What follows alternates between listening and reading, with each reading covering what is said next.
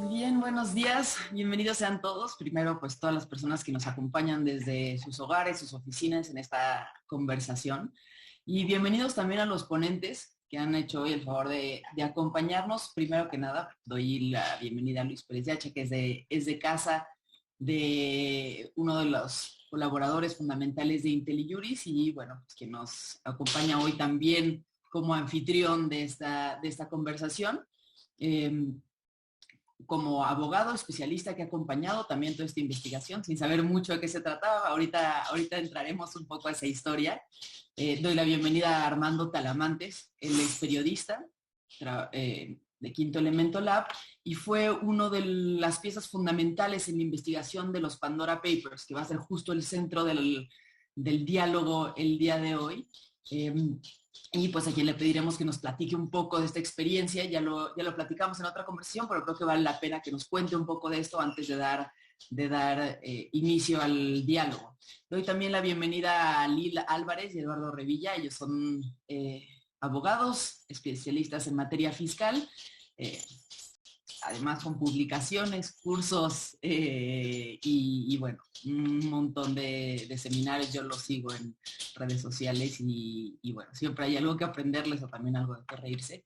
Saúl López Noriega es abogado, profesor del CIDE y bueno, pues con una amplia experiencia también en materias. Yo acabo de tomar una clase con él en el CIDE de regulación de redes sociales, libertad de expresión y bueno, pues justo parte del tema de lo que vamos a hablar el día de hoy. Aprovecho también para decir que me siento sumamente honrada porque entre los ponentes hay dos personas que fueron maestros míos en la universidad, Saúl López Noriega y Alil Álvarez Alcalá, a quienes estimo enormemente, y además Eduardo Revilla también estaba ahí en los exámenes finales de Derecho Fiscal cuestionándonos. Entonces, bueno, pues me llena de gusto el panel que se conformó hoy con gente extraordinaria y además sumamente preparada, de quien estoy segura que todos tendrán tanto que aprender como yo he aprendido. Así que bienvenidos.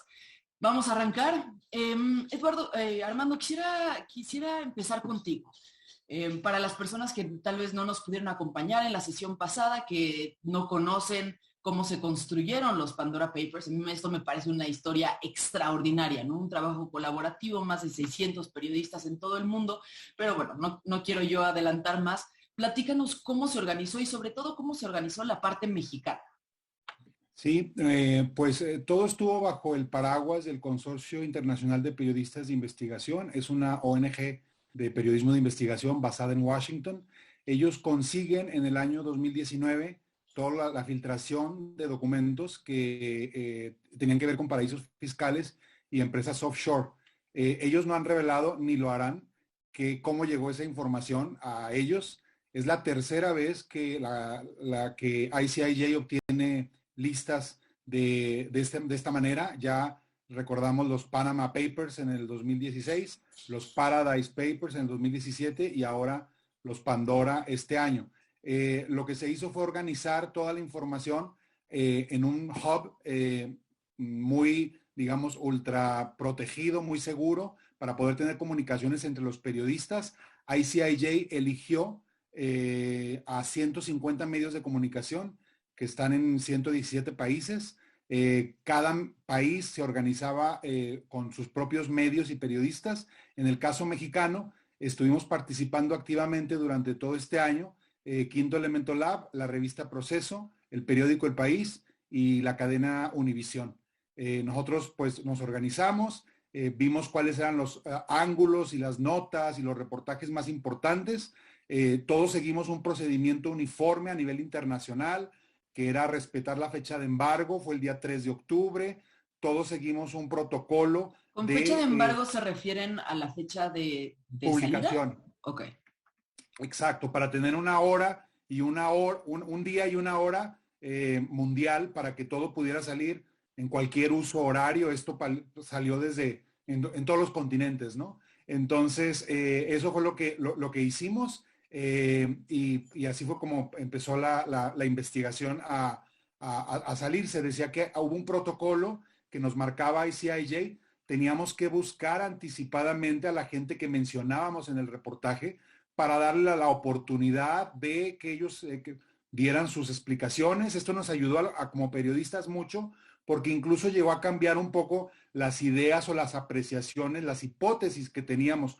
Los documentos eran casi 12 millones de documentos, PDFs, fotos, correos electrónicos. Revelaban mucho, pero a veces no decían, no daban demasiado detalle. Entonces era importante buscar a los protagonistas de las historias para obtener su versión. Así fue como lo hicimos. Muchas gracias. Y bueno, Luis, tú llegaste así a decir como de manera muy simple, ¿no? Lo has llegado a comentar, que te buscaban, ¿no? Para consultarte, que tú no sabías de qué se trataba esto y entonces te hacían preguntas más bien genéricas. A mí esto me pareció muy interesante y bueno, quisiera que nos platicaras también un poco más de esta experiencia del otro lado como especialista asesorando un equipo como este sin saber realmente de qué se trataba. No tenía idea en un principio. Estuvo medio simpático porque una buena amiga, Penilei Ramírez, que trabajaba entonces en Univisión, ahora está en licencia porque está haciendo una maestría en Estados Unidos de periodismo. Me llamó para pedirme información y ella lo hace regularmente, consultarme cómo operan las empresas fantasma y offshore. Bueno, pues lo registré y luego me dice, oye, necesito que le tomes una llamada a fulana, a tal reportera, y luego ya de una fuente importante. Y luego, oye, que le ayudes a otra reportera y a otro reportero y de medios importantes, Quinto Lab, Proceso, El País, Univisión, y como que ya el cuadro me empezó a cambiar sustantivamente. Y yo dije, bueno, pues deben de traer una muy buena investigación, muy buena, porque para que estén participando, pero yo pensaba que era investigación segmentada por temas, ¿no? No sé, traían a empresa, empresario A, un medio, empresa, empresario B, otro medio, y que se estaban coordinando en un aspecto de coordinación. Pero conforme fue avanzando, afortunadamente, nunca me enseñaron ni documentos testados, es decir, que no aparecieran nombres, porque hubiera sido demasiado evidenciador de lo que estaban haciendo. Pero sí ¿qué será? Un mes antes de que liberaran la información de esa fecha del 3 de octubre, sí me quedaba claro, como se dice coloquialmente, que era algo choncho. Lo que nunca imaginé es que fuera así de grande y con una connotación mundial. Porque los Panama Papers tuvieron repercusiones, los Paradise Papers, pues también, pero ya no fue tan espectacular como los Pandora Papers. Yo le vengo dando seguimiento a las filtraciones y lo comentaba el día que estuve con los reporteros, desde que en Liechtenstein un ejecutivo de cuenta vendió la información al gobierno alemán por 5 millones de euros. Se me hizo cómo era posible que se filtrara así la información. Luego resulta que un banco suizo quiso vender la información a Francia y a la hora se rajó, pero pues, giraron una orden de captura en Suiza y lo detuvieron en Barcelona, pero resulta ser que el gobierno español hubiera utilizado la información para cobrarle a muchos contribuyentes españoles, entre ellos a una connotada familia de un banco grande de España, 200 millones de euros. Y eso ya da señales de que el mundo está cambiando. ¿Qué es lo esperado? Y ya para dejar a los expertos hablar, que estas filtraciones van a seguir, sin lugar a dudas. Yo creo que tenemos el reto de frente, desde el punto de vista jurídico, de resolver que los medios de comunicación con sus esquemas, bueno, 150 medios de comunicación del mundo, con sus esquemas periodísticos soportados en sus respectivas áreas legales internas y externas, decidieron liberar la información. Hay un análisis profundo del tema en donde privilegiaron la publicidad de la información con independencia de cómo se haya obtenido versus la protección de datos personales de las personas que están involucradas en este tema. A mí me parece que es uno de los grandes aspectos que desde el punto de vista jurídico está en juego, porque también tenemos una presunción de inocencia, pero también tenemos una realidad. Los paraísos fiscales, las offshore, se utilizan para ocultar actos delictivos de gran calado, como narcotráfico, trata de personas, financiación del terrorismo. No son temas menores. Aquí en México pues, tenemos el tema del narcotráfico, tráfico de personas, tráfico de armas. No tenemos el problema del terrorismo, pero los paraísos fiscales para eso son. Tenemos otra realidad. Ahora el Reino Unido, la comunidad británica, sin lugar a dudas es quien favorece más estos esquemas de opacidad. Y ahora resulta que Estados Unidos, pues ya empiezan a haber señalamientos muy poderosos que varios de los estados de Estados Unidos, pues también son fuente propicia de la secrecía fiscal y quienes menos comparten información al mundo, pues son los americanos. Tenemos un abanico de cuestionamientos en un entorno distinto, y con esto cierro, en donde ciertamente la filtración de la información, desde mi punto de vista, se va a dar. ¿Quién sabe cómo les consiguieron el consorcio? Mi teoría es que para el tamaño de lo que consiguieron, tuvo que ser información comprada, sin lugar a dudas. Wow, pues muchísimas gracias, Luis. Creo que ayudas a darle un marco a lo que va a ser toda esta conversación ya sobre los temas legales, ¿no? Fuiste poniendo como cada uno de los aspectos relevantes y tal vez de los debates públicos que están ahí dándose en el mundo de los abogados a partir de que salió esta filtración. Y bueno, pues creo que nos ayudas mucho también para dar el pie a lo que sigue, porque pues justamente es entrar, ¿no? a cada uno de ellos y pues intentar entender un poco más. Pero antes de dar ya el clavado de lleno, yo quisiera dar un paso atrás para entender un poco mejor el concepto, ¿no? O sea, realmente de qué estamos hablando cuando hablamos de empresas offshore, de qué estamos hablando cuando hablamos de paraísos fiscales. Esto siempre es algo ilegal, no es ilegal tenerlo. No sé si Ali nos pudieras hacer una explicación más o menos de cómo funcionan estos esquemas. Sí, claro que sí, Fernanda. Bueno, creo que se ha hablado mucho a últimas fechas de esto, ¿no? O sea, no necesariamente el tener una inversión o una entidad en estos llamados paraísos fiscales, con la complejidad que hay de definir qué es un paraíso fiscal.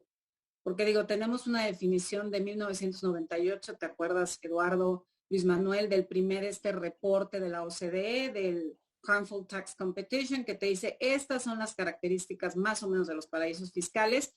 Vemos que en la práctica la línea es muy poco clara, ¿no? Ahora mencionaba Luis Manuel el caso de Estados Unidos. Si me preguntas hoy, yo creo que el gran paraíso fiscal o el gran lugar de secrecía fiscal es Estados Unidos. Entonces es una línea muy poco clara.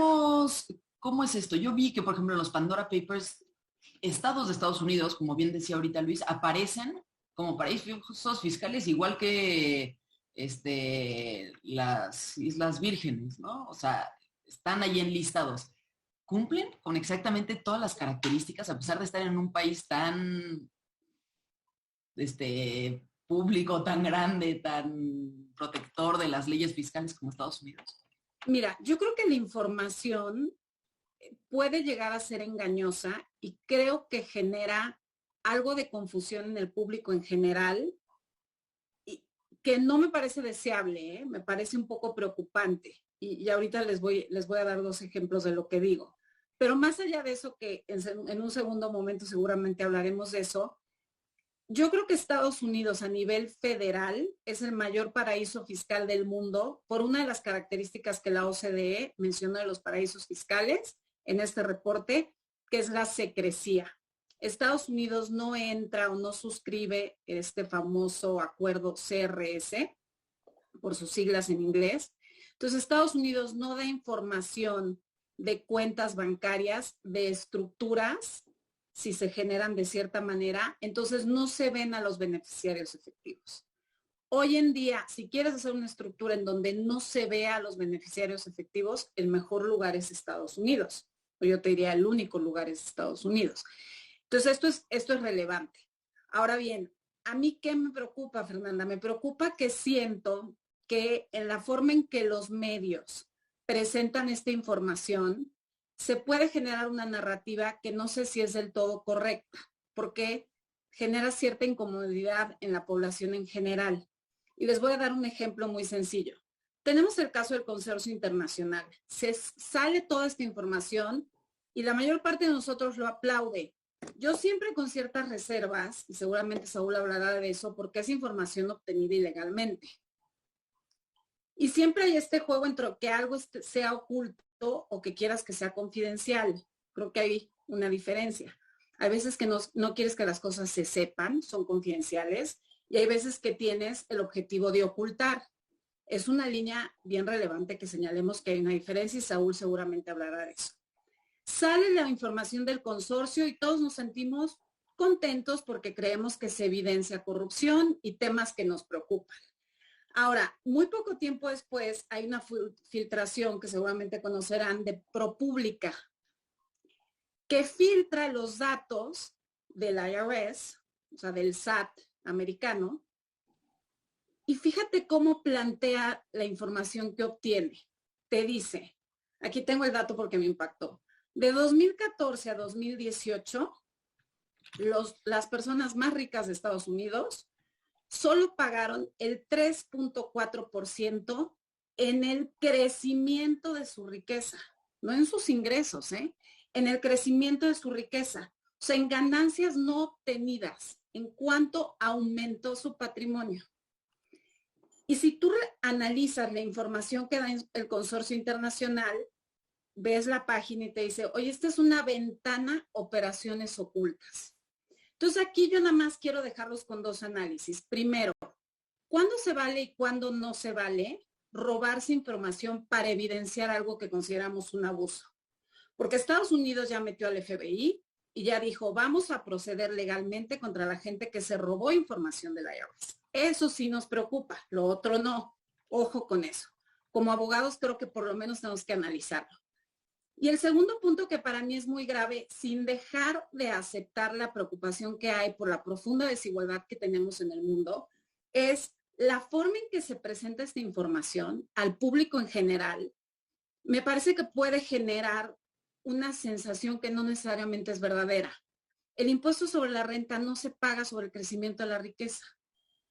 Entonces, si es 3.4% o cero, da igual, ese no es el sistema que tenemos. Y por otro lado, en el tema del consorcio internacional te dice, se abre la ventana a operaciones ocultas. Y nuevamente, oculta o confidencial. ¿Quiero esconder dinero o quiero generar una estructura de protección patrimonial? Creo que es ahí el punto fino que me parece que debemos empezar a preguntarnos. Y sobre todo, regresando a tu pregunta inicial, cuando es tan poco clara la línea, hoy en día, me parece, de qué es y qué no es un paraíso fiscal, qué jurisdicciones se puede y en cuáles no. Muchísimas gracias, Alil.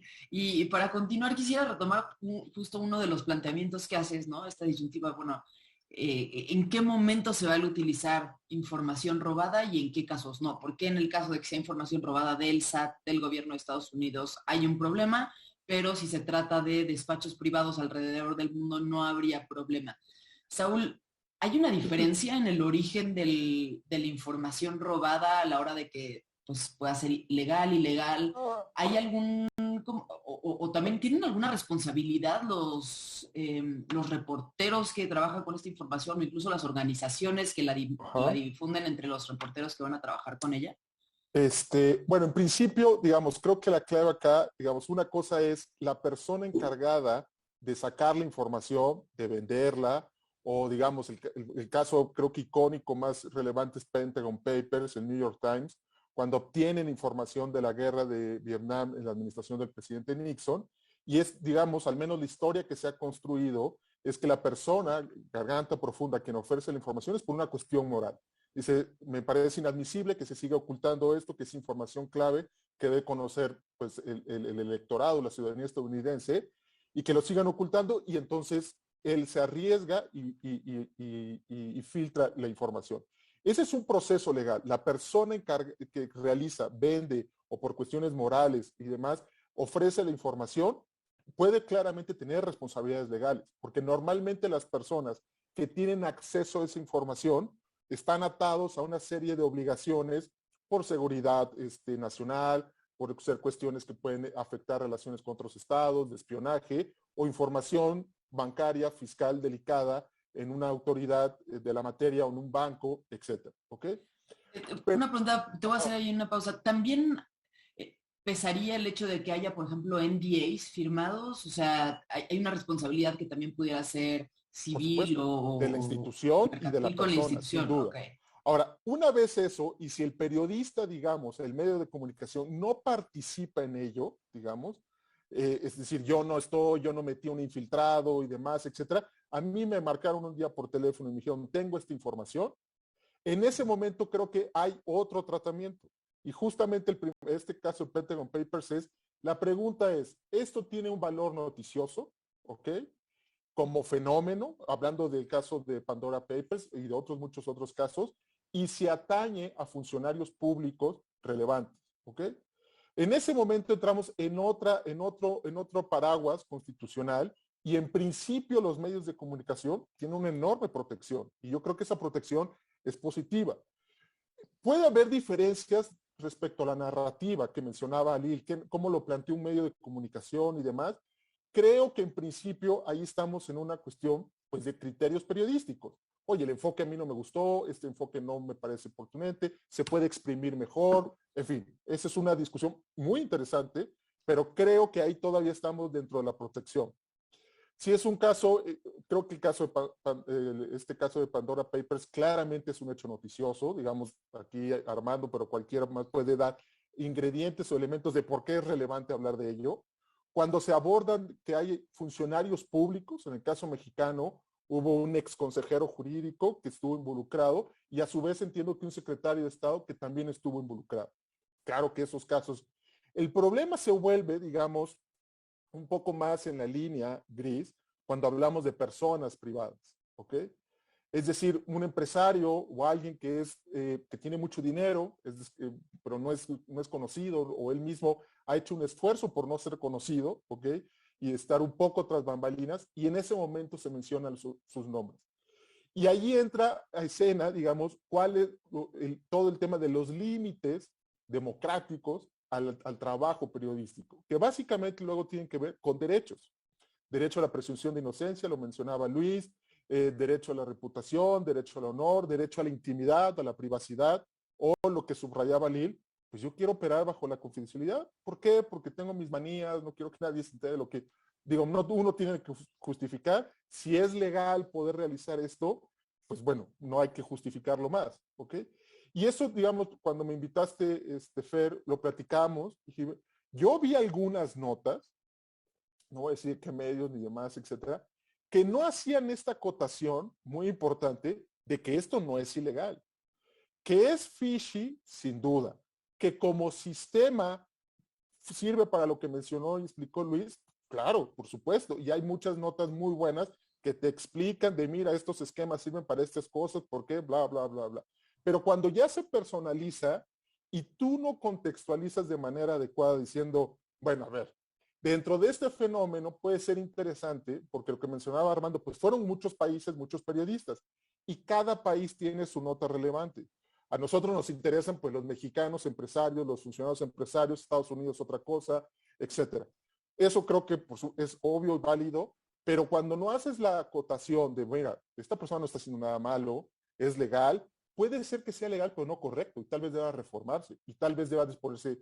Esa es otra discusión muy importante. Acuérdense que ahí está la discusión de poner impuestos ahora para tratar de acabar con estos paraísos, etcétera. Pero eso hace la nota mucho más interesante. Entre más, pienso yo, que entre más contexto se dé, más se puede evitar afectaciones a derechos y más interesante se puede volver la nota. Yo vi varias, en el caso mexicano, que no hacen esa acotación. No hacen la acotación de que esto es legal, de que no necesariamente está siendo ilegal, que puede ser que esté violando impuestos, que habría que cruzar esa información, o sea, no esté pagando impuestos, perdón, esté eludiendo obligaciones fiscales, que había que cruzar esta la información de Pandora Papers con el cumplimiento de sus obligaciones fiscales y que faltaría muchas cosas más para hacer un balance total de la actuación de ese empresario en ese paraíso fiscal. ¿Ok? Y creo que ahí hay un problema, o puede haber un problema potencial. Pero como te decía también en WhatsApp y platicando, claro, eso, cuando hablamos de una persona, digamos, no funcionario y demás, depende de él si demanda o no demanda. ¿Ok? Yo podría decir aquí, pues yo creo que sí te golpearon, yo creo que tal vez no fue el mejor tratamiento, pero muchas veces la persona dice, mejor ahí muere. Y ya que pase la nota, viene otro ciclo informativo, yo sí demando, me voy a poner, o tal vez sí no está pagando impuestos, entonces mejor yo no digo nada, porque justo lo que quiero es que ya no me escarben más en mi caso. Pero lo cierto es, regresando a tu punto, que el tema de las filtraciones, una cosa es quien roba la información, que la vende, quien las filtra, por las razones que sea, económicas, morales y demás, y otra cosa son los medios. Y ya con esto cierro, los medios tienen una enorme protección como fenómeno informativo para poder publicar eso, y en todo caso la secuela legal futura o que puede venir después es ya individualizando en casos muy particulares del tratamiento a una persona, a una empresa y demás, ¿no? Muchas gracias, Saúl.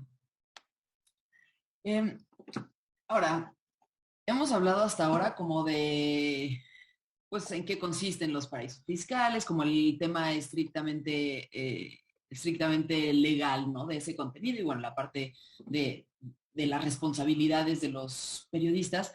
Pero, a ver, o sea, hay cosas que eran evidentemente, o sea, que tal vez el reportero no puede decir esto es ilegal porque pues, no tiene los elementos, porque tendría que haber un juicio incluso para poder saltarse, ¿no? Y ya no estar violando la presunción de inocencia, pero pues un senador que tiene millones de pesos que no declaró no hizo públicas en su declaración patrimonial y de repente aparecen acá, pues sí sorprende, ¿no? Y también hay empresarios que por el tamaño del empresario que es, pues ya es una figura pública, ¿no? Ya no se le puede considerar como el ciudadano ahí que vive discretamente, ¿no? Pues ya se convierte naturalmente por el ejercicio de las funciones que tiene, por el tamaño de la empresa. Entonces, Eduardo, ¿no habría también que hacer un análisis de cuántos impuestos están pagando estos multimillonarios? ¿De qué onda? O sea, no es nada más también el trabajo de los periodistas poner a la luz esta información que, pues bajo un criterio periodístico creen que puede ser relevante para la población y ya la población decidir, bueno, pues queremos cambiar la ley, ¿no? Un poco tal vez como decía Lili, bueno, ahorita la ley lo que dice es que es sobre la renta, ¿no? Bueno, pues tal vez tendríamos que cambiar esa ley. Si vemos que están creciendo tanto las empresas y no se están pagando impuestos, pues también un poco la función del periodista es empujar estos debates, ¿no? Tal vez irnos del otro lado al cuidado extremo nos obligaría como a que la prensa se autocontenga por miedo, ¿no? A no violar ninguno de estos parámetros. Sin duda, sin duda. Bueno, el punto que mencionas es importante. Hoy el impuesto que grava la generación de la riqueza es el impuesto de la renta porque grava los ingresos. Hemos tenido impuestos en México sobre el activo de las personas, de los empresarios, personas físicas o de las personas morales, empresas, el famoso impuesto al activo. Hay otros países que tienen impuestos al capital, hay otros que los tienen sobre el patrimonio, o, por ejemplo, en el caso de México, impuestos a la propiedad inmueble, ¿no? Un predial, que es el valor o la mera tenencia de ese inmueble o de un coche refleja una manifestación de riqueza. Los puede haber. El tema fundamental del movimiento de offshores, como mencionaba Luis Manuel, se da básicamente por el impuesto de la renta, ¿no? Ahora, es culpar al medio y decir, oye, el tener un offshore, creo que eso es importante, ¿es ilegal o no es ilegal? La respuesta fiscalmente es que no lo es. Es un esquema válido por muchas razones. Ahora bien, el ocultar la existencia de esa inversión, ese es lo que es ilegal. Entonces, puede haber leyes administrativas que rigen la conducta de servidores públicos,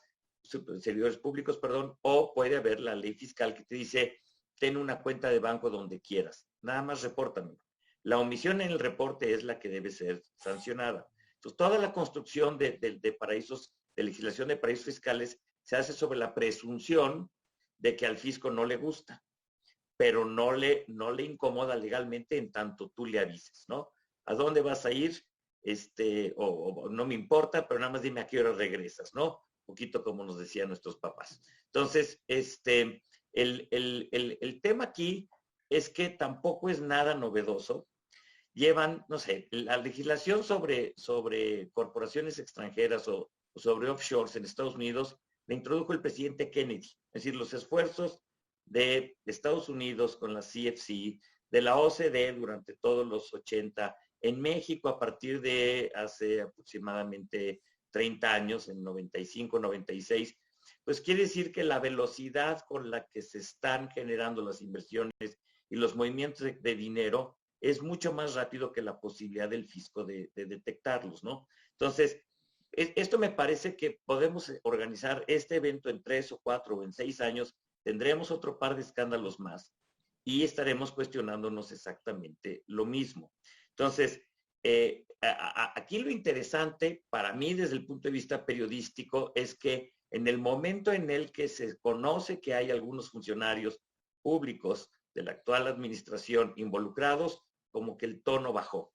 Si nada más hubieran encontrado opositores, el tema seguiría muy prendido, ¿no? Entonces, creo que ahora el SAT tiene pues, toda la posibilidad de actuar. Hay que recordar que hace algunos años hubo, el fisco alemán compró información de un banco suizo y mucho se cuestionó entonces la posibilidad, y entre ellos salieron algunos mexicanos que estaban ahí, el SAT lo sabe por rebote, y no se podía usar esa información porque fue obtenida ilegalmente. Alemania consideró que no, el fisco alemán dijo yo la voy a usar, pero el fisco mexicano prácticamente no tuvo elementos, porque no podía actuar en función de información que se consideró obtenida de manera ilegal. Entonces, el campo para legislar y para regular esto creo que todavía es bastante fértil, pero hay que ver que como tal,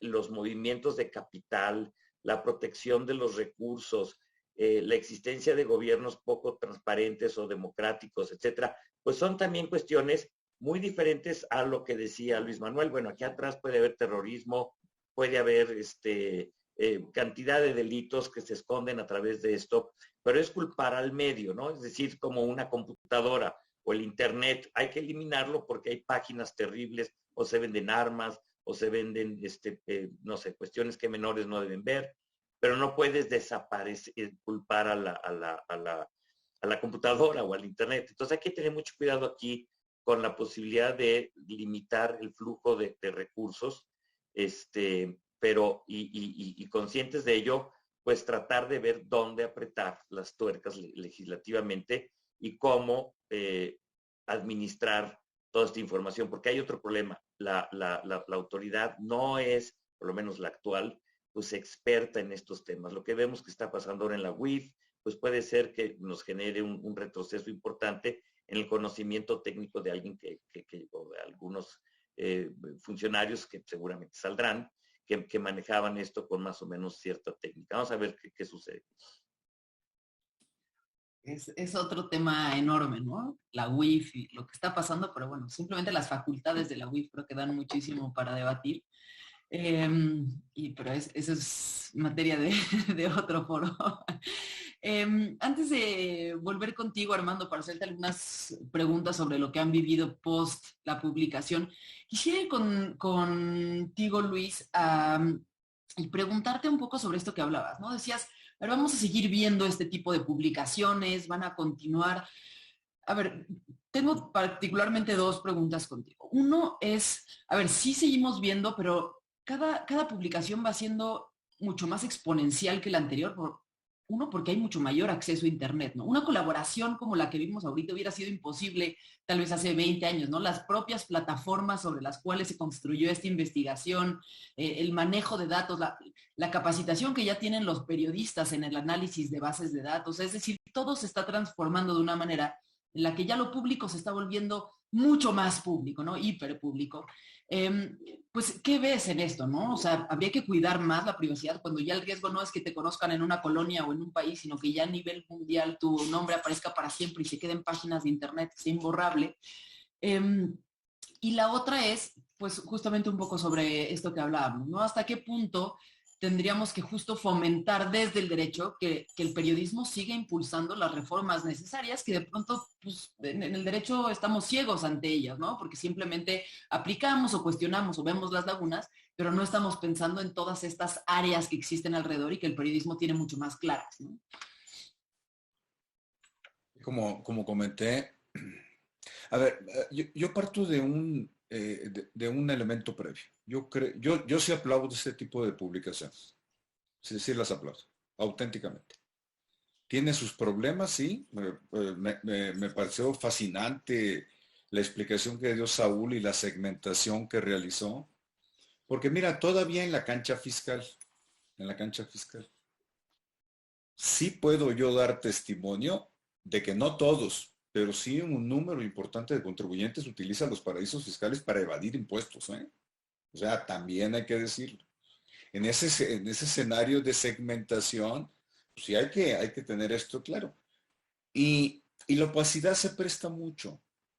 Por eso yo sí lo aplaudo. Evidentemente se va a generar una polémica amplísima, pero desde el momento en que un contribuyente no reporta como está obligado sus inversiones al fisco mexicano en la modalidad y las formas que lo marca la legislación, pues ya estamos en una zona muy oscura. No quiero decir negra, pero estamos en una zona muy oscura. Si eso lo trasladamos a funcionarios públicos, servidores públicos, el tema para ellos es con mucho más delicado, porque hay un delito que se comete en automático. Es decir, se llama enriquecimiento ilícito, un delito por hechos de corrupción. Si ese servidor público ganó mucho dinero antes de ser servidor público y lo tiene en un paraíso fiscal y no lo reporta en su declaración patrimonial de inicio cuando toma funciones, en automático se considera cometido el delito de enriquecimiento ilícito. Así de fácil. Yo creo que el tema no es menor. El tema no es el origen del recurso y la utilidad en el recurso. El tema es si atrás, con esta información que están proporcionando los medios de información, se cometieron delitos. Porque luego no resulta tan circunstancial. Me voy a la información robada por Suiza y por Liechtenstein. Definitivamente. Resulta que en un caso lo recibe el gobierno alemán y con base en el sistema de intercambio de información fiscal, bancaria y fiscal, que se tiene establecido con los países de la Unión Europea y el gobierno americano, se hace un cruce inmediato de información. Le llega la información a México. Esos países no partieron de una presunción de culpabilidad. Ojo, no.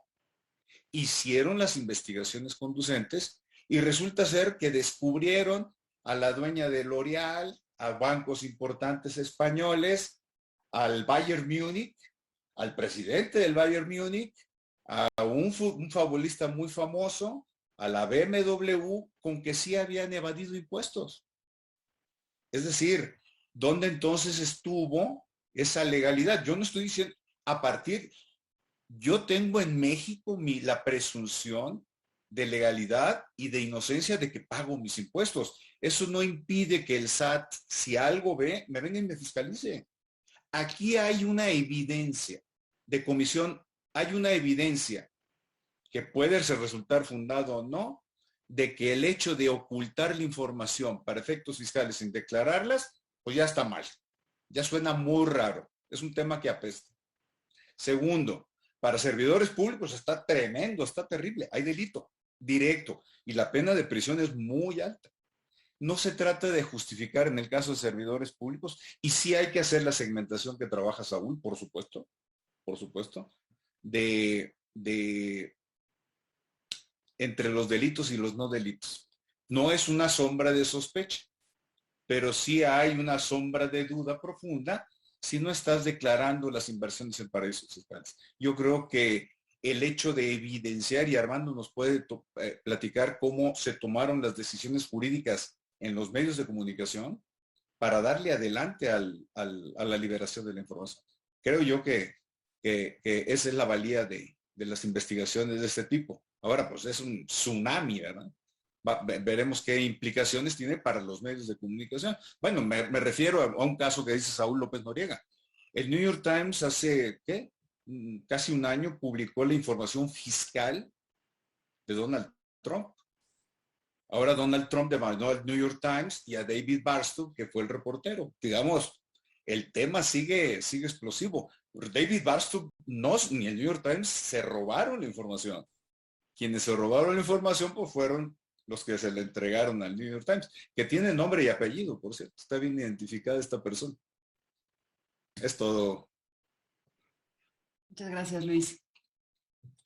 Armando, volviendo contigo, bueno, pues ya hablaron un chorro de las consideraciones alrededor, pero quisiera volver a las decisiones editoriales que tomaron, ¿no? Porque muchas veces incluso cuando se evalúan, ¿no?, los temas de legalidad, pues se vuelve a la sala editorial, ¿no?, en donde se toman decisiones sobre quién debe salir y quién no debe salir, ¿no? Cómo se construye una historia, quién es relevante públicamente y quién no. ¿Cuáles fueron los criterios que ustedes utilizaron para esto? ¿Y han tenido repercusiones después? ¿Han tenido gente que los busque justo con la intención de reclamar, ¿no?, que su nombre haya salido después de las publicaciones? Sí, una vez que obtuvimos la lista, digamos, de todos los documentos filtrados, para nosotros no había duda. Es decir, nosotros sabíamos que esta era información que teníamos que publicar, pero de una manera mucho más cuidadosa. Esta no es una filtración, digamos, al estilo de Wikileaks. ¿Se acuerdan con Julian Assange cuando ponían absolutamente todo en la página web y la gente podía realmente descargar todo? Donde venían teléfonos, estados bancarios, no sé, incluso información médica de alguien, ¿no? Entonces, todo eso nosotros, y el ICIJ lo marcaba de una manera muy, muy precisa. Solo se iba a publicar aquello que fuera periodísticamente importante, donde el impacto, digamos, donde la máxima publicidad fuera realmente mucho más grande, ¿no?, que ese derecho a la privacidad que podría argumentar alguno de los protagonistas que aparecían en las historias. Nosotros, pues, obviamente hicimos esta selección y vimos cuáles eran los personajes que periodísticamente era importante documentar, construir esas historias.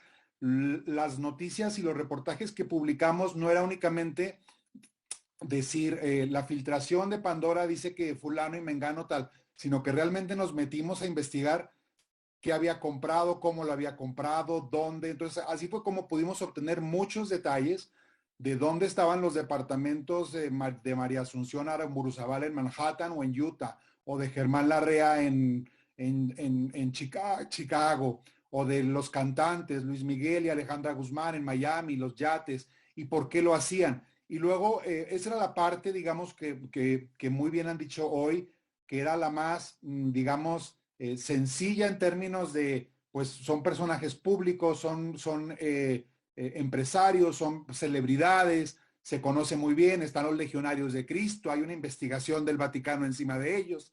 Entonces era documentar todo eso.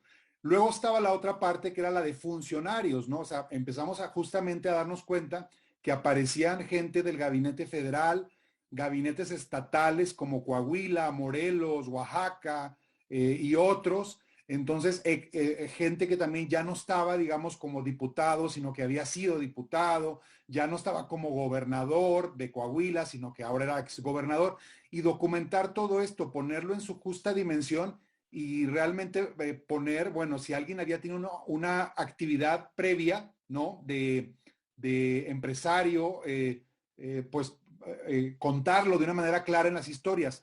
Nosotros no teníamos posibilidad de saber si ellos se habían declarado, empresarios o funcionarios, se habían declarado estos ingresos, estas utilidades al SAT. O sea, no había manera de hacerlo. Si lo preguntamos al SAT, ellos nos dirían, pues es secreto fiscal o son protección de datos personales. Hicimos otras preguntas al SAT a nivel general y esas sí no la respondieron por ley de transparencia, pero no podíamos, digamos, obtener información personal, ¿verdad?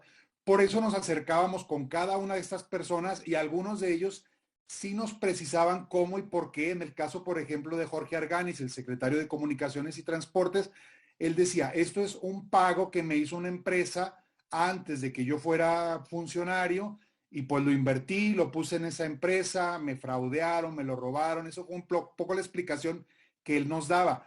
Nunca nos aclaró qué empresa era o cuánto le dieron, de cuánto dinero estábamos hablando. Un día después el presidente nos dijo, fue ICA y fueron 3 millones de pesos, porque eso se lo dijo Arganis a su jefe, no nos lo dijo a los periodistas.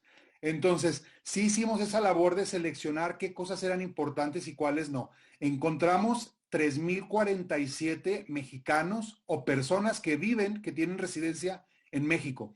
Y no todos aparecieron tal vez unos entre 50 y 60, porque era lo que realmente queríamos nosotros demostrar. Incluso los papeles que poníamos los testábamos, ¿no? Para poder borrar números de tarjeta, números de cuentas de banco, etcétera. Solo dejábamos la parte que era, digamos, importante.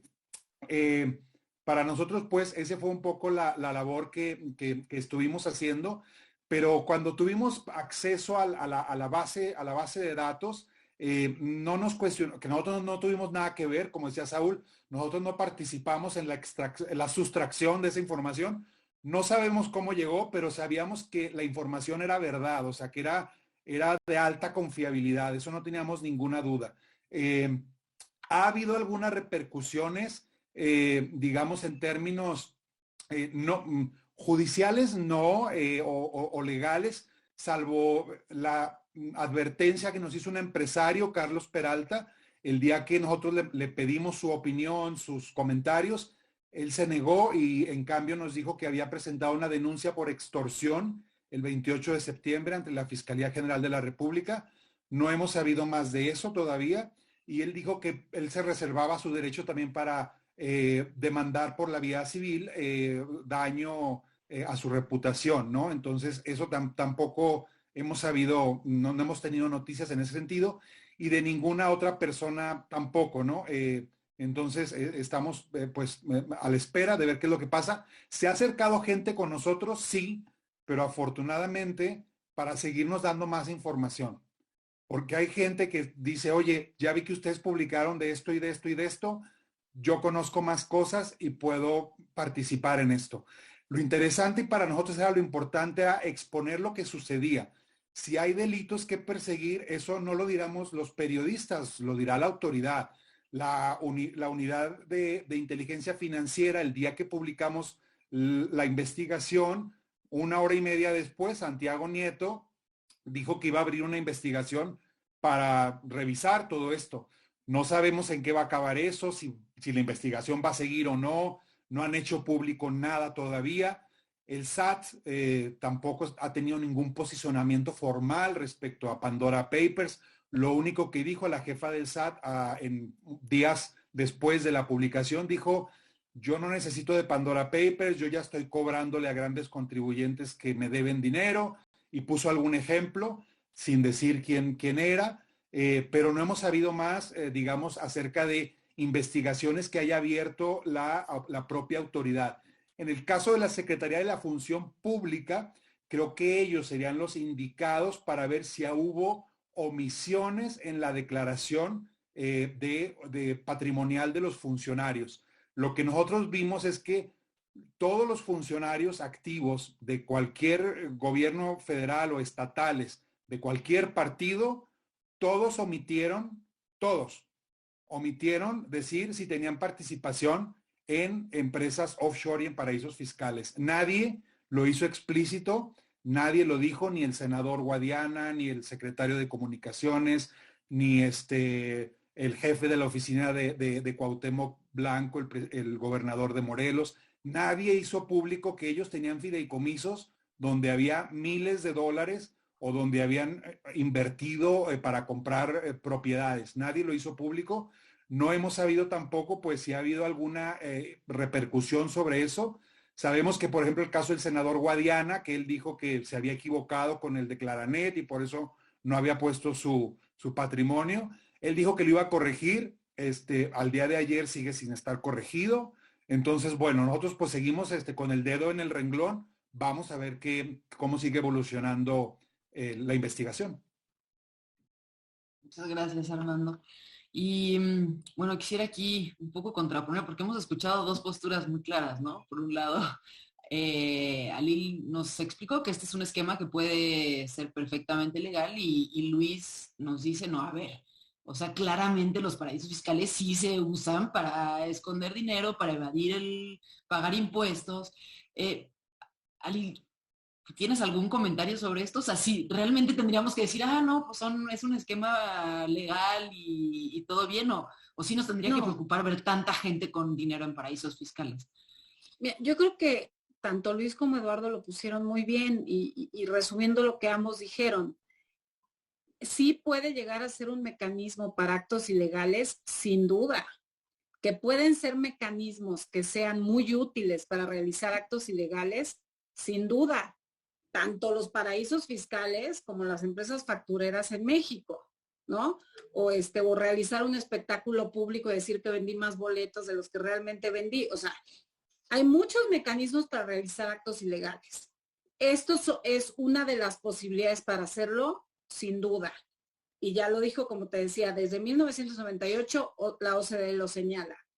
Los lugares donde hay una secrecía importante con relación a la información se vuelven posibilidades o avenidas para esconder, no solamente temas confidenciales, para esconder dinero, para esconder recursos. Entonces, bueno, eso no lo puedo negar.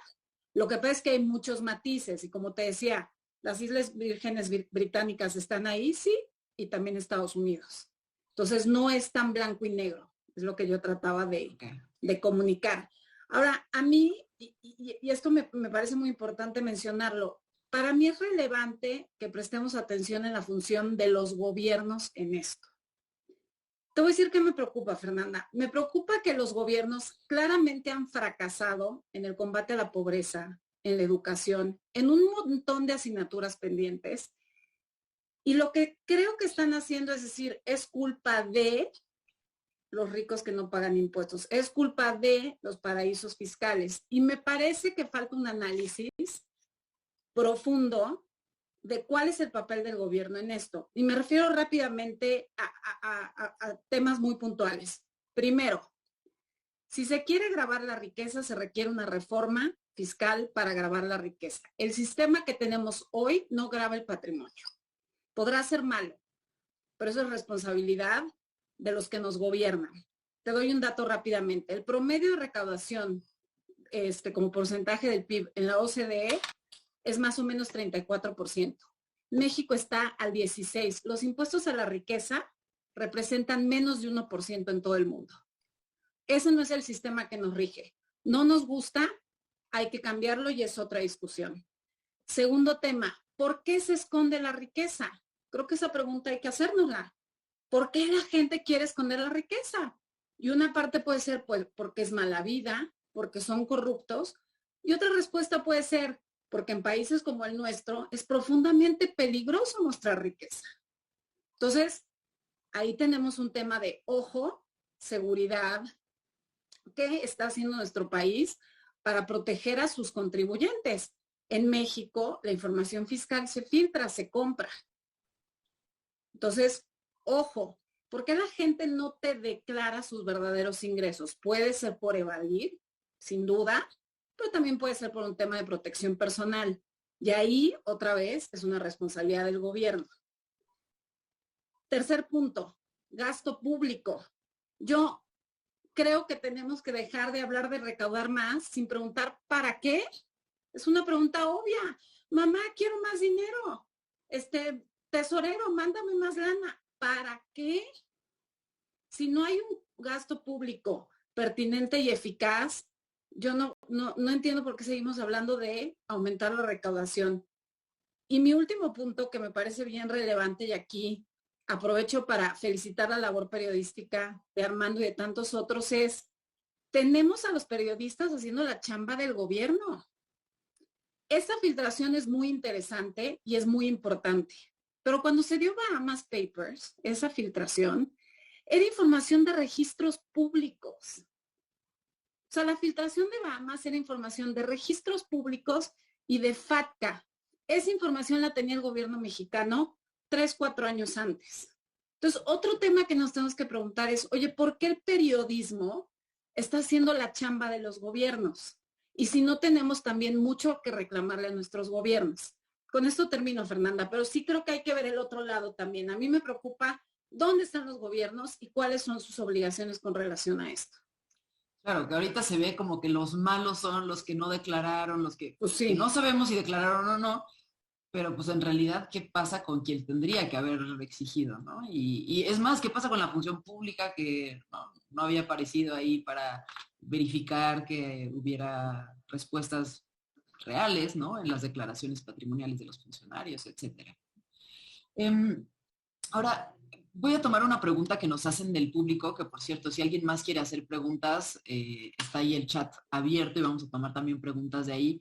Hay una que me parece interesante y creo que ha estado rondando.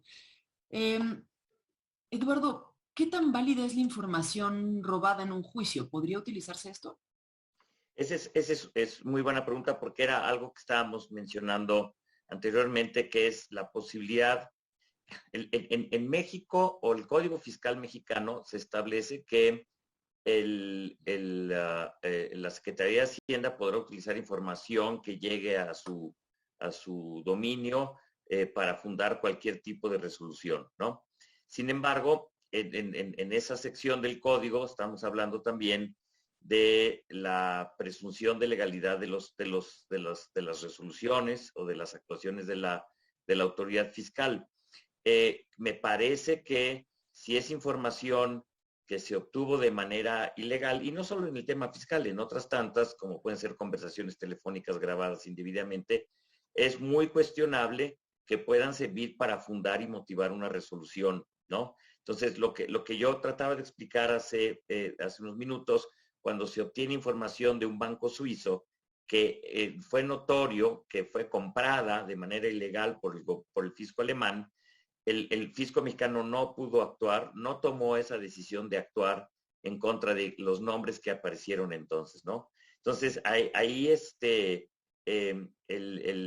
tema es que el fisco no se movió mucho en aquella ocasión, cuestionaron a algunos se autocorrigieron, o sea, esto sí tiene un impacto. Yo creo que de alguna forma, quienes aparecieron ahora en los Pandora Papers, habrá quienes, sin que el fisco les haya preguntado, pues se hayan movido para corregir espontáneamente, porque todavía no hay un acto de autoridad, su situación patrimonial. Llama la atención de que ahorita decían el sector de comunicaciones, ¿cuál? O el anterior, porque el anterior también tenía una offshore para tener departamentos en Houston, igual que la senadora, entonces secretaria de Gobernación, doña Olga, ¿no? Y ante el impacto mediático de 3 o 4 funcionarios antes de este tema de Pandora Papers, no pasó nada. Dijeron fue un olvido. Al entrar, no me quedó muy claro cómo llenar mi declaración patrimonial. O sea, gente que tiene muchos años en esto. Y desafortunadamente esto es lo que puede pasar. Desde el punto de vista de la función pública, me parece que se están tardando. Y en el tema del SAT, yo creo que el SAT está siendo muy cuidadoso de decir, a ver, sí, hubo muchos que están aquí que sí me lo reportaron. Hubo muchos que tienen estas inversiones, pero no generan ingresos. Por ejemplo, tener una casa a través de un offshore pues no necesariamente te genera un ingreso, al contrario, te genera un gasto. Entonces no es algo que estés escondiendo o evitando. Lo malo es si esa casa la compré con recursos que nunca declaré, pero vuelvo a lo mismo, no tiene la culpa la offshore, es la mentalidad de la gente que no quiere pagar. Entonces aquí Hacienda o el SAT en general tendrá que ser muy cuidadoso de ver prácticamente caso por caso, de ver la antigüedad de esta información, porque también si se refiere a inversiones que ya transcurrieron más de 5 años, no las puede revisar, porque le caducaron sus facultades de comprobación. Entonces, es un mosaico de posibilidades. Entonces, no hay una respuesta única, y en eso coincido con Alil y con Luis Manuel. Hay que ver que en muchos casos esto se utiliza para evadir y en otros no. Y esa posibilidad, esa gama de posibilidades, se abre un arcoíris ahí de muchas situaciones que tendrá que tener mucho cuidado la autoridad.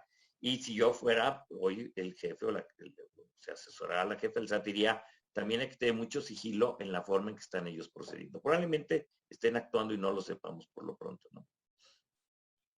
Muchas gracias. Saúl, quisiera que ahondáramos un poco más en esto último que nos platicó Armando, ¿no? Ya estas amenazas que tuvieron de posibles repercusiones, ¿no? La parte de la extorsión a mí me suena rarísima, no entiendo qué estaban pidiendo a cambio, pero particularmente en esta, me reservo el derecho a demandar por la vía civil. ¿Qué se requeriría para poder decir que hubo difamación o no hubo difamación? Sé que en esto ha habido una enorme discusión legal. ¿Cuáles son los criterios para que un juez pueda determinar estos casos? Sí, pero antes creo que vale la pena subrayar justamente lo que describió Armando. Creo que es el ejercicio que se tiene que hacer por parte de los medios de comunicación. O sea, la discusión no es qué pueden comunicar, qué pueden difundir o qué pueden expresar los medios de comunicación. Cuando hablamos por supuesto, insisto, está toda la discusión de criterios periodísticos y eso hace la diferencia entre Fox News y The Atlantic y The New York Times, pero también está la cuestión legal. Y la cuestión legal es cómo lo voy a comunicar.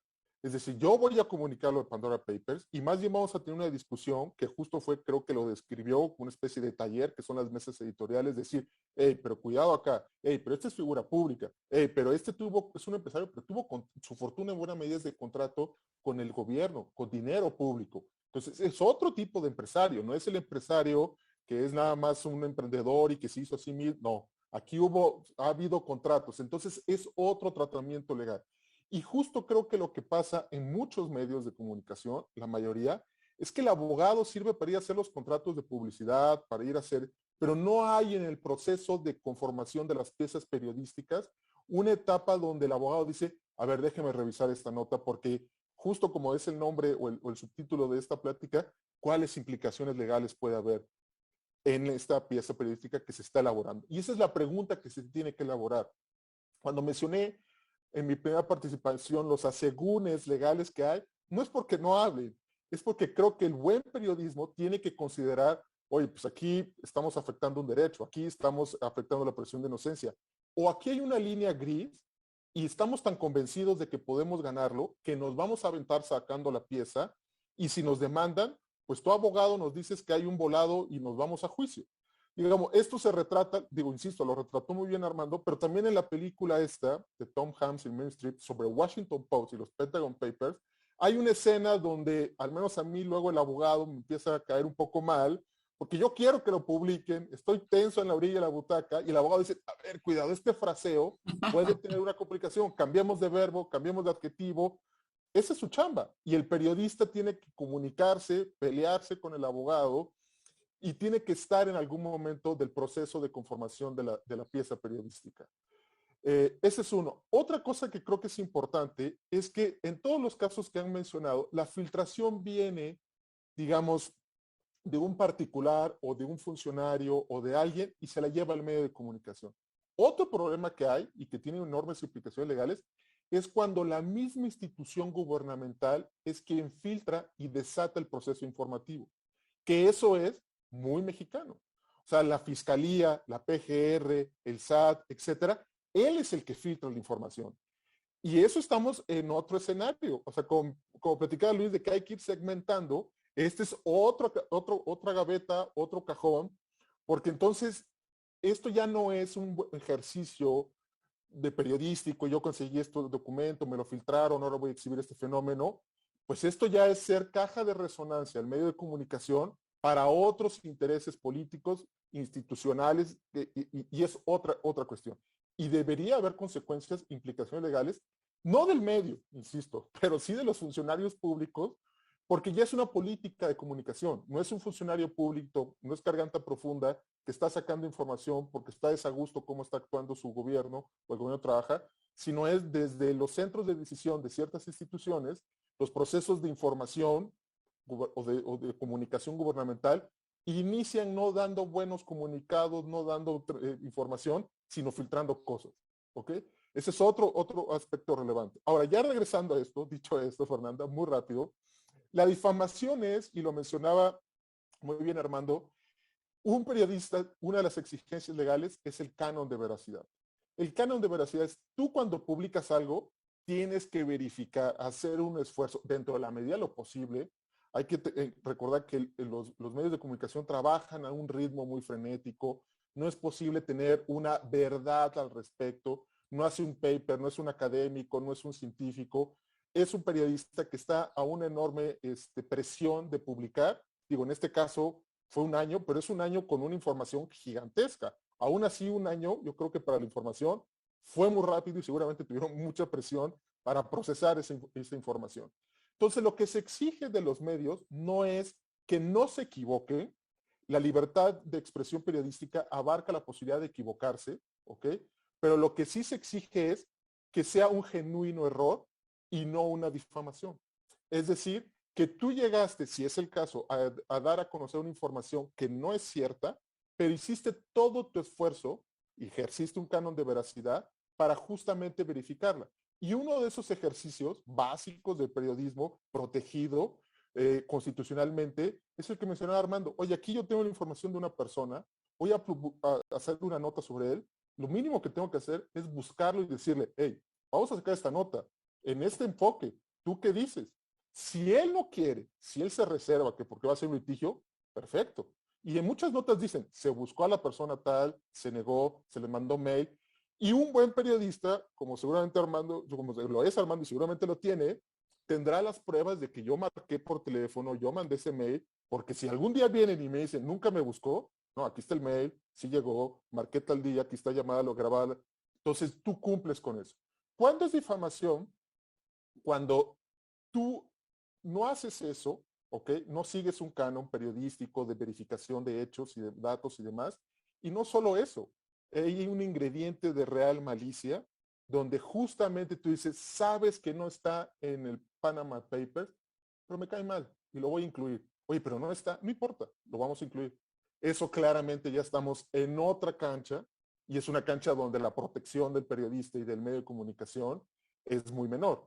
Porque acuérdense que finalmente, pues una cosa es el periodista, pero arriba hay un editor que revisa y luego puede haber un taller, etcétera. Entonces, la responsabilidad en cierto tipo de expresiones que salen en un medio, en un periódico, pensando en un semanario, puede ser como un reportaje, puede ser que implica todo el periódico, porque hay una cadena de revisión, oye, esto sí lo verificaste, pero sí le hablaste, sí, sí, ok, pues el editor da por concedido que efectivamente lo verificó y demás. Y si es una difamación, la responsabilidad puede ser para todo el periódico, no solo para el periodista. Pero la difamación es eso. Yo sé que no hizo tal cosa, pero por X o Y quiero publicarlo y con real malicia, con mala leche, vaya, lo publico. ¿Ok? ¿Y cómo se corrige eso? Son con las demandas. O sea, justamente los medios de comunicación estadounidenses, el New Yorker tiene sus abogados y demás, porque saben que esto puede haber unas demandas. Mucho del mal periodismo mexicano jurídico, mal periodismo jurídico desde esa perspectiva, es porque no se acostumbra a demandarse. Con esto no quiero sugerir que hay que demandar a los medios y demás, pero las demandas son lo que sirven para ir aquilatando una cosa muy básica, que puede haber consecuencias y que publicar es un ejercicio de poder que deslumbra muchos delitos y qué bueno, ¿ok? O muchos comportamientos anómalos y qué bueno, pero cuando puede haber una afectación de un derecho, pues puede haber consecuencias y es importante que se sepa en un medio de comunicación, ¿no? Y que se hagan estos ejercicios que dice Armando, hey, aguas aquí, ok, vamos a ser delicado, o este fraseo, creo que esa es la parte más relevante. Y es un taller permanente, un ejercicio permanente de ir afinando esos criterios con un pie siempre en lo legal. Muchas gracias, Saúl. Quisiera retomar una pregunta del público para la siguiente intervención y quisiera hacértela a ti, Luis. Me parece interesante pregunta, Hugo Pimentel. ¿Pandora Papers demuestra el fracaso o la poca cooperación entre estados en el intercambio automático de información de carácter financiero? Es una gran pregunta. Incluso aquí vamos a tener, me la voy a reservar, no porque no quiera responderla, pero vamos a tener el primer foro internacional fiscal el 8 de diciembre con expositores internacionales. Va a estar en inglés, entonces va a estar interesante. Y yo creo que ahí se va a responder esto de manera muy amplia, muy amplia. Sí tiene sus claroscuros, por supuesto, y Alil ya lo anunció, el país con mayor reserva, con mayor negativa a proporcionar información y compartirla se llama Estados Unidos. Claramente. Eso sí, yo creo que está fuera de duda. Yo creo que con esto respondo mucha de la inquietud en la pregunta. Nada más que yo quiero seguir el debate que está planteado aquí, porque yo mismo me voy a poner en terreno pantanoso con estos dos comentarios breves. Uno, aquí en México la autoridad se ha caracterizado para decir desde los Liechtenstein Papers, se ha encargado de decir que no se puede, de manera terminante, absoluta. No se ha planteado para decir, oye, si tengo esta información obtenida con signo de interrogación, de algún medio, de alguna manera, legal o ilegal, con una nota importante de ilegalidad, ¿qué hago con esa información? Es un indicio muy poderoso. Cierto o no cierto, para efectos legales, es lo que llamé al principio es una ETA. Sin embargo, también hay que procesar esta afirmación que estoy haciendo con base en los estándares constitucionales que ha marcado la Suprema Corte de Justicia de la Nación. No en el tema periodístico, me voy a salir. Con información obtenida ilegalmente, que era unos 7, 8 años, en la primera sala de la Suprema Corte de Justicia de la Nación, se resolvió un caso que se presta hasta un poquito de morbo, porque está muy simpático. A veces hay casos muy simpáticos en la Corte que tienen una profundidad constitucional muy relevante. Resulta ser que un matrimonio se divorcia y viene el tema del ejercicio de la patria potestad y la custodia de los menores. El marido conocía la clave de la computadora de la esposa, entra a la computadora, revisa los emails, descarga emails de intercambio con otra persona muy cariñoso, en donde evidenciaba más allá de una relación de amistad, de un encuentro profundo entre ambos, y los presenta, y en las etapas ordinarias el ex esposo gana los juicios y el asunto llega a la Suprema Corte. Y la Suprema Corte dice es prueba obtenida ilícitamente y por lo tanto carece de validez legal. Va todo para atrás, aquí no hay ningún efecto ni consecuencia legal. Este parámetro no se refiere exactamente al tema que estamos debatiendo, pero sí está relacionado estructuralmente con la forma en que se obtienen las pruebas. Yo creo que ese es también un derrotero constitucional añadido a todo lo que se ha debatido en esta mesa sobre los alcances probatorios de la información proporcionada por los medios de comunicación.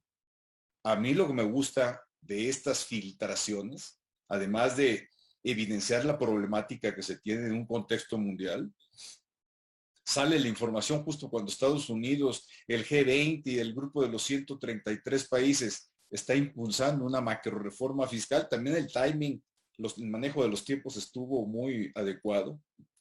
adecuado en términos periodísticos, por supuesto.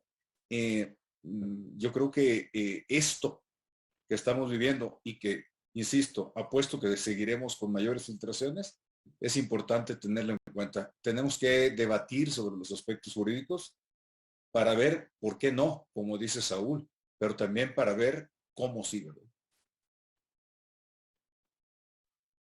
Muchas gracias. Volviendo un poco como a pues estos debates, ¿no? De qué se puede publicar, qué no se puede publicar. Armando, había discusiones fuertes dentro del equipo, ¿no? Gente que dijera de plano esto no lo debemos publicar por alguna razón, posturas más como de libertad de expresión, de difundamos todo. ¿Cómo era? ¿Había tensiones o básicamente había como un consenso alrededor de los temas que había o que no había que difundir? Había discusiones sanas, ¿no? En términos de que nos poníamos de acuerdo para ver qué era lo importante y qué era lo que no. Pero en general creo que teníamos un mismo concepto de hacer énfasis en aquello que pensábamos que era lo más interesante, lo que potencialmente podría ser más problemático, y a eso le dábamos realmente, digamos, una mayor jerarquía. Había algunas cosas que mencionábamos, mira, por poner dos ejemplos, y los dos tienen que ver con el Estado de México para labores comparativas. La actual esposa del gobernador aparece en los Pandora Papers, pero ella, cuando la contactamos, ella nos respondió bastante amable y muy bien, y dijo, sí, efectivamente, yo abrí 3 fideicomisos junto con mis hermanas, mi familia. Esto fue 10 años antes de que yo me casara con Alfredo del Mazo. Yo estaba casada con alguien más, lo hice por esto. Nos da toda su explicación. Era una especie de un fideicomiso para gestionar herencias para sus hijos, etcétera. Que cae un poco en estas, probablemente en estas supuestos que mencionaba Ali, ¿no? Sobre pues la gente que llega a tener dinero, de alguna manera a veces lo intenta mantener confidencial por sus propias razones. Pero, por ejemplo, el otro caso del Estado de México tenía que ver con Arturo Montiel, el hijo de Arturo Montiel, ¿no? Junior. Él abre un fideicomiso la última semana en que su padre es gobernador del Estado de México por 3.5 millones de dólares, y no queda bien claro como para qué y de dónde venía el dinero, y de acuerdo a los documentos que nosotros pudimos revisar en Pandora. Nosotros lo buscamos a él, así como buscamos a todos, y él se negó a contestar nada, o sea, simplemente cerró puertas y no quiso decir nada. Ahí es donde nosotros valorábamos las cosas y decíamos qué vamos a poner más atención y qué podemos comunicar a la gente, ¿no? Para poder realmente tener un abanico, un cóctel interesante de cosas que se podían comunicar. Nosotros sabíamos y conocíamos la gran responsabilidad de que éramos 4 medios en México que estábamos publicando esto, pero sabíamos que en el momento en que lo publicáramos, infinidad de medios iban a retomar la información y algunos iban a caer en algunas imprecisiones, como ya lo mencionaba Saúl y Eduardo. Nosotros no podíamos controlar eso. Lo que sí queríamos es que nuestras informaciones y nuestros reportajes fueran lo más precisos posibles, para que todos los medios que quisieran retomarlo o que querían entrevistar a los reporteros autores de los artículos, pues pudiéramos nosotros, mencionar lo que sucedía, aclarar las cosas con mucha precisión. Entonces, eso era lo que nosotros queríamos. Nos asesoramos mucho, como estas imágenes de películas de Hollywood que mencionaba Saúl, con abogados también. Nosotros todo el tiempo estuvimos hablando con Artículo 19, que ellos son expertos en el tema de libertad de expresión. Ellos han asesorado y ayudado a muchos periodistas que se han visto envueltos en demandas por difamación en los últimos años. En México se han triplicado. O sea, esto también es un recurso que los funcionarios o la gente pública está utilizando como una manera de amedrentar a la prensa, pues para que no publique cosas que no quiere. Lo vimos en el caso de Erubiel Ávila, el exgobernador del Estado de México, y otros más, ¿no? Donde han metido a periodistas, a columnistas, en pleitos legales que duran mucho tiempo. Hay que hacer mucha inversión, mucho dinero. Entonces, realmente esto es algo valioso que la prensa, pues como bien mencionaban, pues se anime a hacerlo. Nosotros no metimos en esto algunos aliados, hablamos con Aristegui Noticias, ellos estuvieron dispuestos a publicarlo. Entonces realmente nos sentimos acompañados en ese sentido de que realmente estábamos publicando algo que nosotros habíamos hecho todo el esfuerzo posible por confirmarlo para poderlo publicar de la mejor manera al público mexicano. Gracias, Armando. Aline, noté que hiciste una cara como muy expresiva cuando hice la pregunta de que si esto era el fracaso de la cooperación entre los países. No sé si tienes algo que comentar sobre este tema. Lo que pasa es que tenemos sistemas, y digo, tenemos la suerte aquí que está Eduardo, que es el gran experto en intercambio de información. Los sistemas de intercambio de información fiscal a nivel global son muy extensos y sumamente fuertes. El esfuerzo CRS es increíble el nivel de información que se comparte en los países. O sea, CRS es por Common Reporting Standard, es un estándar común de reporte. Todos los países reciben la información en el mismo formato y se comparte información no solamente como pasaba antes de los intereses o de los ingresos que generes, sino del principal. O sea, se comparte la información del capital que tienes en las cuentas. Repito, el acuerdo CRS no lo suscribe Estados Unidos, pero quitando Estados Unidos, es un acuerdo en donde se ven beneficiarios efectivos. ¿Hay forma de darle la vuelta al acuerdo CRS? Claro que hay forma de darle la vuelta. Se puede llegar a hacer. No digo que sea legal, se puede llegar a hacer. Pero la realidad es que los países tienen información sumamente importante en materia de intercambio de información fiscal e información financiera. Digo, le cedo la palabra a Eduardo, que, repito, es el gran experto en esta materia. Y vuelvo al mismo tema. A mí me parece que no debemos de dejar de señalar que toda esta narrativa de hay una falta de combate a violaciones a derechos humanos, no hemos podido reducir la inequidad, no hemos logrado justicia redistributiva, que sin duda son asignaturas pendientes, creo que los gobiernos no están asumiendo su responsabilidad. Y si tú ves de dónde viene toda esta narrativa fiscal, viene de la OCDE, que es un club de recaudadores, y viene de muchas organizaciones que están básicamente fondeadas por gobiernos. Y esto no quiero que se entienda, Fernanda, como que yo creo que no hay que combatir paraísos fiscales, que yo creo que no hay que combatir la evasión. Luis Manuel, Eduardo y yo somos conocidos en el foro por estar del lado conservador de la materia fiscal. Hemos hablado desde hace 15, 20 años en contra de los outsourcing ilegales, en contra de las factureras, en contra de paraísos fiscales, pero aún estando en el lado del cumplimiento fiscal, creo que estamos olvidando la responsabilidad de los gobiernos. Los gobiernos tienen información, no la procesan. Tienen información, no actúan conforme a esa información. Los gobiernos no tienen un gasto público pertinente y aunque recauden, no combaten la pobreza, no respetan derechos humanos. Entonces, sí me gustaría que también tratáramos de analizar dónde están los gobiernos. O sea, que hubiera un seguimiento de decir, ¿qué se hizo con esta información? Ya la tienes. ¿Cuántos de estos casos escandalosos resultan en un problema legal real, serio, en un mediano o largo plazo? Porque te voy a decir qué puede pasar con esto, Fernanda, y tú lo sabes mejor que yo porque a esto te dedicas. Cuando hay tanta publicidad, deja de tener efectos. O sea, el efecto reputacional, el efecto de la vergüenza que te puede dar estar en estas listas, llega un momento que ese efecto se empieza a desdibujar. Entonces, ojo, o sea, dice Luis Manuel, va a haber muchas filtraciones más. Perfecto. ¿En qué momento nos vamos a empezar a volver totalmente inmunes a las filtraciones? Si no hay una acción legal de parte de los gobiernos. Y entonces esas labores periodísticas que Luis Manuel aplaude y creo que lo comparte en el sentido de decir, oye, qué bueno que se combata la impunidad y qué bueno que se evidencien los abusos.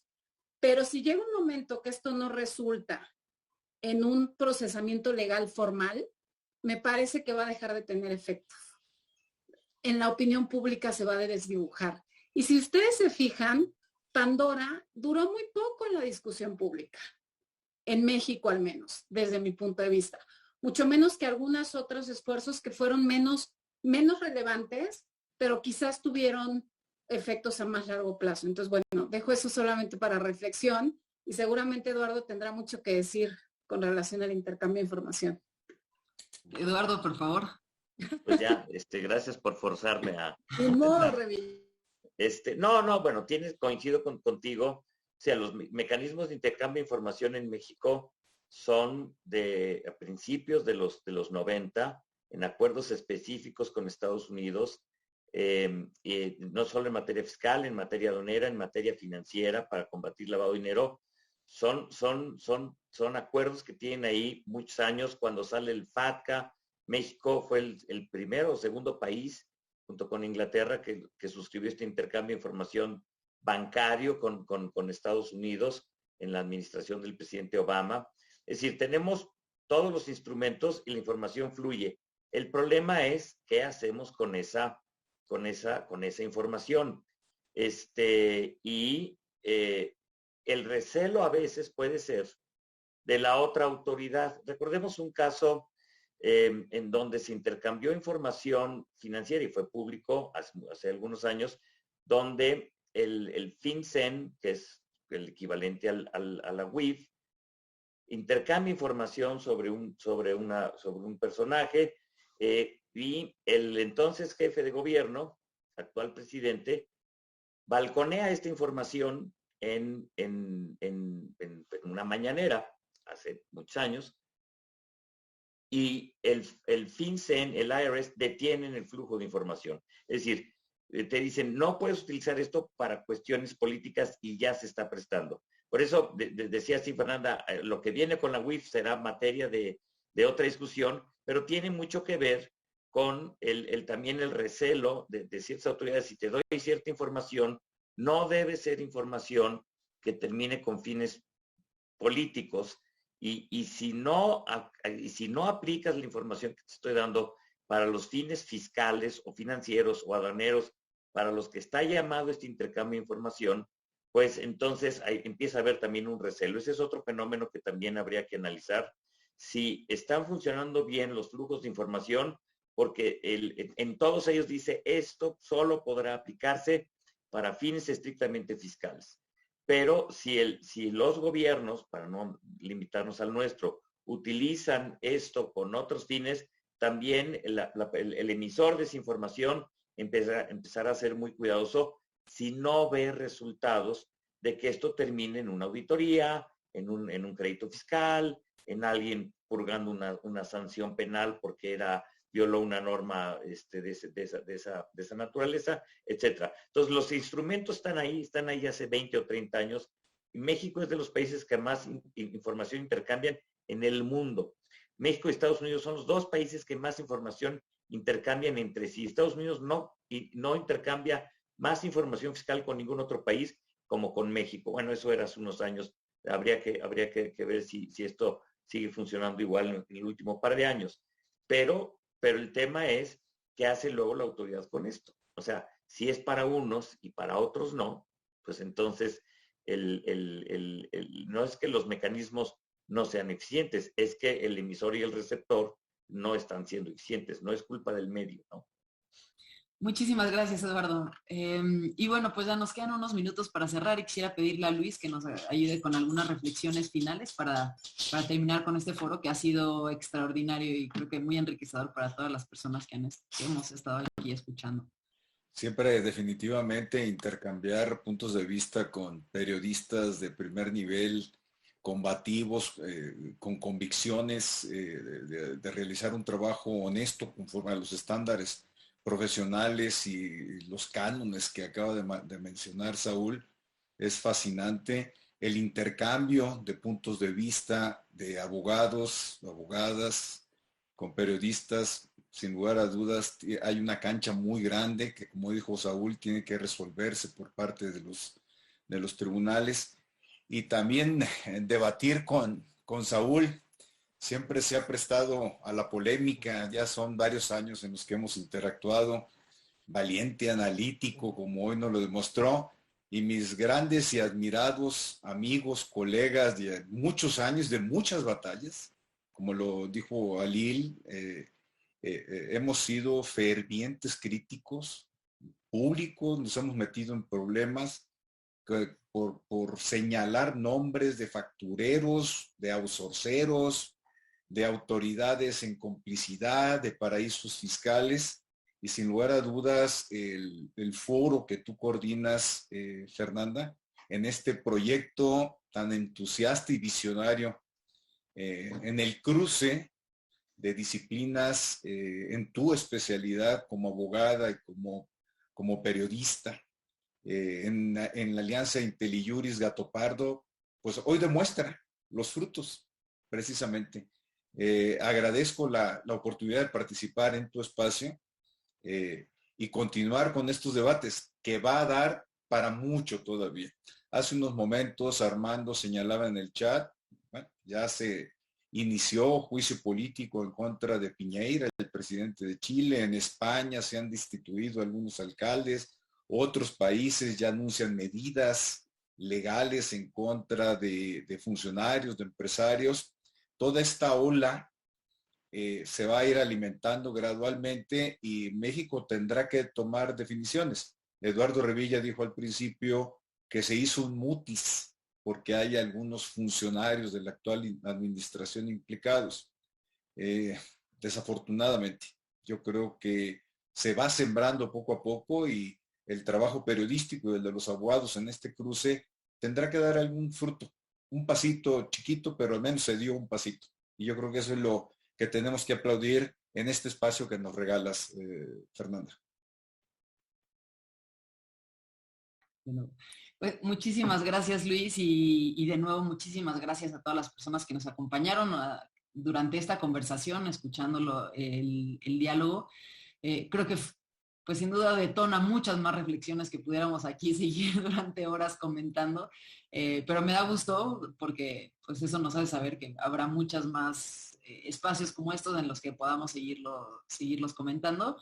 Y bueno, pues no se pierdan el resto de las conferencias de esta serie sobre periodismo jurídico, pero pues también todas las series que ha impulsado IntelliJuris y que abordan distintos temas, desde género, hay unas específicamente que he visto sobre derecho fiscal, sobre cuestiones constitucionales y bueno, pues que creo que han detonado un debate en el país que vale muchísimo la pena y que hacía falta justo fuera de las aulas, ¿no? Entonces, pues muchas gracias y pues nos vemos por acá en la próxima sesión de IntelliJuris Gato Pardo.